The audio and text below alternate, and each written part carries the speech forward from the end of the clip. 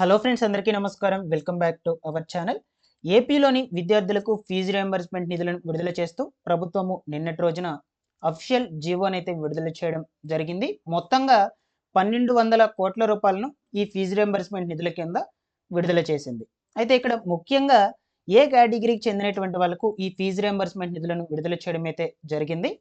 అలాగే ఏ విద్యా సంవత్సరానికి సంబంధించినటువంటి విద్యార్థులకు రిలీజ్ చేశారు, ఇక మీకు ఈ ఫీజు రియంబర్స్మెంట్ నిధులు జమ అయ్యాయా లేదా అని ఆన్లైన్ స్టేటస్ ద్వారా ఎలా తెలుసుకోవచ్చు, ఈ వివరాలు అన్నిటి గురించి వన్ బై వన్ అయితే క్లియర్గా చెప్తాను. వీడియోని అయితే ఎండ్ వరకు చూడండి. ఫైనల్గా మీకు ఏమన్నా డౌట్స్ ఉన్నట్లయితే కమెంట్ సెక్షన్లో అడగండి, నేను వెంటనే రెస్పాండ్ అయితే అవుతాను. ఫస్ట్ టైం ఛానల్ చూసేటువంటి వాళ్ళందరూ కూడా ఛానల్ని సబ్స్క్రైబ్ చేసుకునేసి పక్కనే ఉన్నటువంటి బెల్ ఐకన్ క్లిక్ చేసి ఆన్లో అయితే పెట్టుకోండి. ఒకసారి టెలిగ్రామ్ ఛానల్ కూడా విజిట్ చేయండి గాయ్స్, అందులో కూడా జాయిన్ అయితే అవ్వండి. మీకు యూజ్ అయ్యే ఇన్ఫర్మేషన్ అప్డేట్ చేస్తుంటాను. డిస్క్రిప్షన్లో లింక్ పెట్టినాను, ఒకసారి చెక్అవుట్ చేసేయండి. ఫైనల్గా ఈ వీడియోకు లైక్ చేసి ఇన్ఫర్మేషన్ అందరికీ కూడా షేర్ చేసేయండి. లేట్ చేయకుండా టాపిక్లో కనుక వచ్చేసినట్లయితే, మన ఏపీ ప్రభుత్వము నిన్నటి రోజున ఫీజు రియంబర్స్మెంట్ నిధులను విడుదల చేస్తూ అఫీషియల్ జీవోనైతే రిలీజ్ చేసిందనమాట. అయితే ముఖ్యంగా ఈ ఫీజు రియంబర్స్మెంట్ నిధులు వచ్చేసి ఏ విద్యా సంవత్సరానికి సంబంధించిన విద్యార్థులకు రిలీజ్ చేసింది, అలాగే ఏ కేటగిరీకి చెందినటువంటి వాళ్ళకు రిలీజ్ చేసిందో ముందుగా ఈ వివరాల గురించి అయితే డిస్కస్ చేసుకుందాం. ఓకేనా? ఇక్కడ చూడొచ్చు, మైనారిటీ విద్యార్థులకు 98.92 కోట్ల పోస్ట్ మెట్రిక్ నిధులైనటువంటి వాటిని అయితే రిలీజ్ చేయడం జరిగింది. అలాగే బీసీ విద్యార్థులకు ఉపకార వేతనాల కోసము 258 కోట్ల రూపాయలను రిలీజ్ చేస్తూ ఉత్తర్వులను అయితే జారీ చేసింది. ఈడబ్ల్యూఎస్ విద్యార్థులకు ఉపకార వేతనాలకు 365 కోట్ల రూపాయలను విడుదల చేస్తూ జీవోనైతే మనకు రిలీజ్ చేయడం జరిగింది. ఓకేనా? వీటి గురించి కొంచెం బ్రీఫ్గా డిస్కస్ చేసుకుందాం. రాష్ట్రంలోని మైనారిటీ విద్యార్థులకు ప్రభుత్వము భారీ ఓటునిచ్చింది.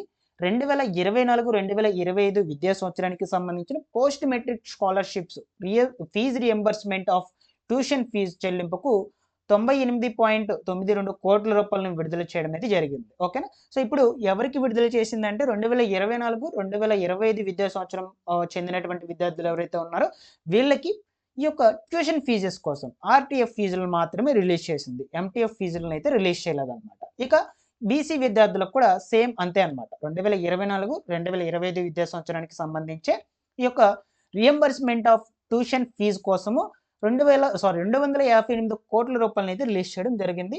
అండ్ దీంతో పాటుగా ఈడబ్ల్యూఎస్ విద్యార్థులకు కూడా ఈ 2024-2025 విద్యా సంవత్సరానికి సంబంధించే ఎంత విడుదల చేసిందంటే 365 కోట్ల రూపాయలను అయితే రిలీజ్ చేయడం జరిగింది. ఓకేనా? ఇక్కడికి మీకు ఒక క్లారిటీ అయితే వచ్చింది.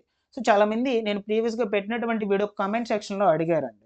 సో ప్రజెంట్ ఎస్సీ ఎస్టీ విద్యార్థులకు మాత్రమే రిలీజ్ చేశారు, రిమైనింగ్ కేటగిరీ వాళ్ళకైతే రిలీజ్ చేయలేదని అయితే అడుగుతూ ఉన్నారు. సో ఇక్కడ మీరు స్క్రీన్ మీద కూడా చూడొచ్చు, రిమైనింగ్ కేటగిరీ వాళ్ళకు కూడా రిలీజ్ చేశారు. అండ్ వీటితో పాటుగా ఎస్సీ ఎస్టీ వాళ్ళకు కూడా మనకు ఈ నెల 1వ తారీఖున రిలీజ్ చేయడం అయితే జరిగింది. దానికి సంబంధించి ప్రూఫ్ కూడా నేను చూపిస్తానండి.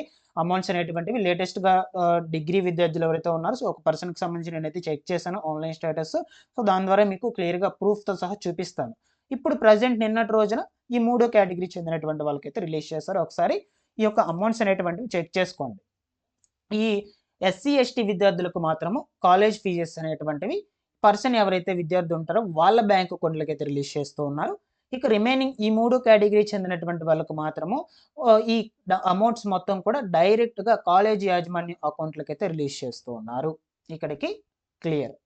నెక్స్ట్ ఇకపోతే ఈ ఫీజు రియంబర్స్మెంట్ నిధులైనటువంటివి జమ అయ్యాయా లేదా అని ఆన్లైన్ స్టేటస్ ద్వారా ఎలా తెలుసుకోవచ్చు, ఒకసారి క్లియర్గా చూద్దాం. ఓకేనా?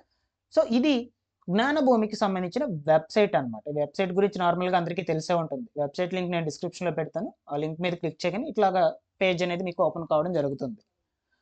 ఇలాగ ఓపెన్ అయ్యాక ఫస్ట్ రైట్ సైడ్లో కార్నర్లో మీకు లాగిన్ అనే ఆప్షన్ అయితే ఉంటుంది. లాగిన్ అనే ఆప్షన్ మీద క్లిక్ చేసుకోగానే మీ యూజర్ నేమ్ పాస్వర్డ్ అడుగుతుంది. సో నార్మల్గా యూజర్ నేమ్ పాస్వర్డ్ అనేది తెలుసుంటే ఓకే, తెలియకపోయినా మీకు ఇక్కడ ఫర్గెట్ పాస్వర్డ్ అనే ఆప్షన్ మీద అయితే క్లిక్ చేసుకోండి. దాని మీద క్లిక్ చేసుకోగానే ఫస్ట్ ఇక్కడ మీకు ఫర్గెట్ పాస్వర్డ్, దాని తర్వాత select your identity, enter your Aadhaar number అనేది 2 ఆప్షన్స్ అయితే చూపిస్తాయి అన్నమాట. ఓకేనా? దాని తర్వాత మీరు మీ యొక్క ఐడెంటిటీ సెలెక్ట్ చేసుకోవాలి.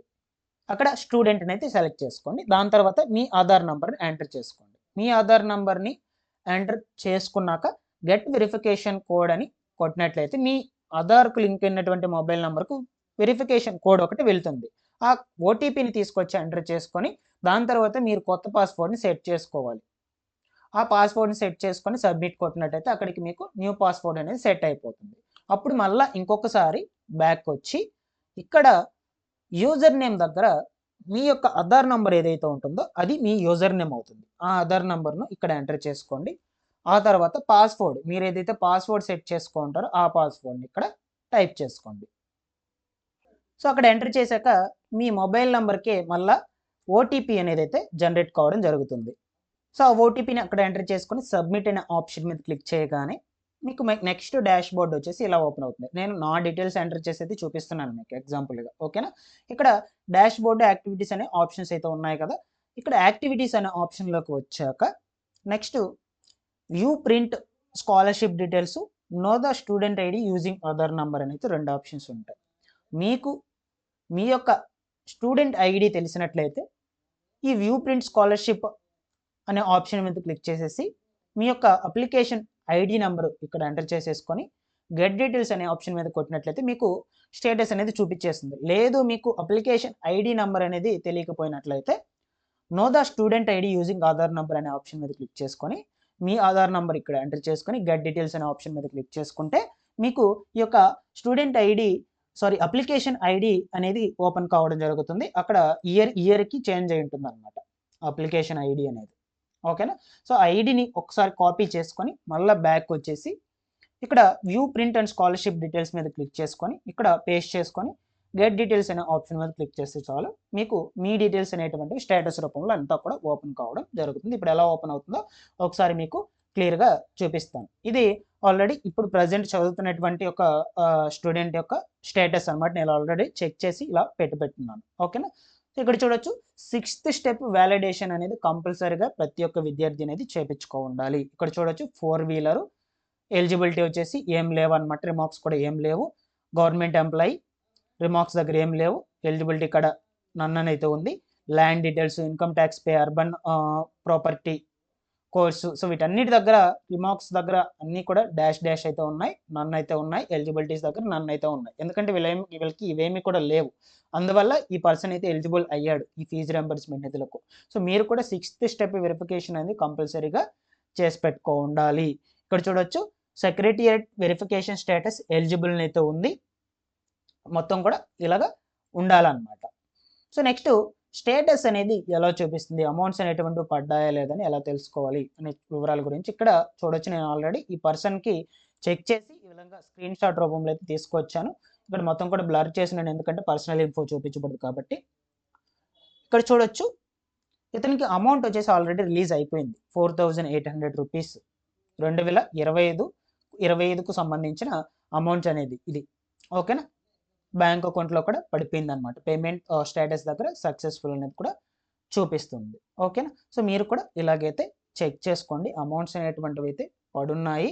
మీకు ఏ బ్యాంక్ అకౌంట్ రిలీజ్ అయిందో కూడా ఇక్కడ రిలీజ్ బ్యాంక్ డీటెయిల్స్ దగ్గర అయితే చూపించేస్తుంది. పోస్ట్ పేమెంట్స్ బ్యాంక్ అకౌంట్ అంట ఈ పర్సన్కి వచ్చి ఈ బ్యాంక్ అకౌంట్లో జమ అయ్యింది. మీకు మెయిన్ ఏం తెలుస్తుంది అంటే ఈ స్టేటస్ చెక్ చేసుకోవడం ద్వారా అమౌంట్స్ అనేటువంటివి ఏ బ్యాంక్ అకౌంట్కి జమ అయ్యిందని క్లియర్గా తెలుసుకోవచ్చు. అండ్ అలాగే ఎంత అమౌంట్స్ పడ్డాయి అని కూడా తెలుసుకోవచ్చు. డేట్ కూడా చూడొచ్చు. ఏ డేట్న 29/1/2026 ఆ డేట్ననే ఈ పర్సన్కి అమౌంట్స్ అనేటువంటి రిలీజ్ చేయడం అయితే జరిగింది. ఈ పర్సన్ వచ్చేసి ఎస్సీ విద్యార్థి అనమాట. సో అందువల్ల వీళ్ళకి ఇంకో కొంచెం ముందుగానే రిలీజ్ చేయడం అయితే జరిగింది. సో ప్రజెంట్ ఈ ఓబీసీ బీసీ ఈడబ్ల్యూఎస్ విద్యార్థులకు అయితే రిలీజ్ చేస్తున్నారు. ఒకసారి స్టేటస్ చెక్ చేసుకోండి. నేను చెప్పినటువంటి స్టెప్స్ అన్నిటిని కూడా ఫాలో అప్ చేసి ప్రీవియస్ అకాడమిక్ ఇయర్కి సంబంధించినటువంటి విద్యార్థులు కూడా ఒకసారి చెక్ చేసుకోండి. మీకు ఏమైనా పెండింగ్లో ఉన్నాయా, ఇంకా పడాలా, వివరాలు కూడా తెలుస్తుంది అక్కడ. అందుకొరకు స్టేటస్ అనేది క్లియర్గా చెక్ చేసుకోండి గైస్. ఏమైనా డౌట్స్ ఉన్నట్లయితే కమెంట్ సెక్షన్లో అడుగుతున్నాను, రెస్పాండ్ అయితే అవుతూ ఉంటాను. Thanks for watching this one.